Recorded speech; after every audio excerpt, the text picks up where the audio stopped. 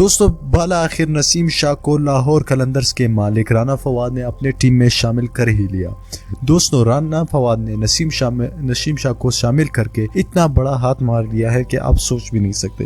دوستو نسیم شاہ وہ واحد کھلاڑی ہے جو اس وقت بولنگ کے لحاظ سے سب سے بہترین بولروں میں شمار ہوتے ہیں، اور نسیم شاہ کسی بھی مضبوط سے مضبوط بیٹنگ لائن اپ کو تہس نہس کر رکھ سکتے ہیں۔ دوستو PSL 2020 کے ایڈیشن میں نسیم شاہ باقی ٹیموں پر کافی باری پڑ سکتے ہیں۔ نسیم شاہ کو ہلکے میں نہ لیا جائے، نسیم شاہ ایک بہت ہی بہترین بولر ابھر کر دے سکتے ہیں۔ دوستو رانا فواد نے نسیم شاہ کو اپنی ٹیم میں شامل کر کے سب سے بہترین کام یہ کیا ہے، کیونکہ لاہور قلندرز کی ٹیم فی الوقت سب سے کمزور ٹیم دکھائی دے رہی ہے۔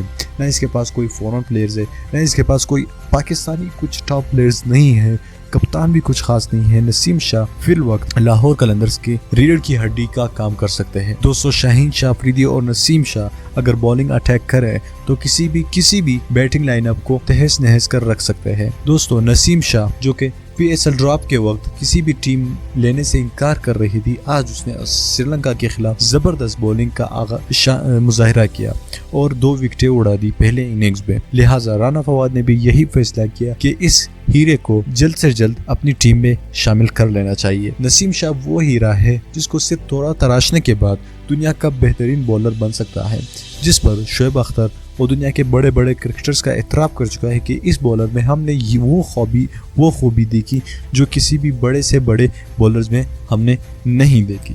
دوستو نسیم شاہ کے لیے آپ کیا کہنا چاہتے ہیں، آپ ہمیں کمنٹ کر کے نیچے بتائیے۔ دوستو آپ کا کمنٹ ہمارے لیے بہت قیمتی ہے۔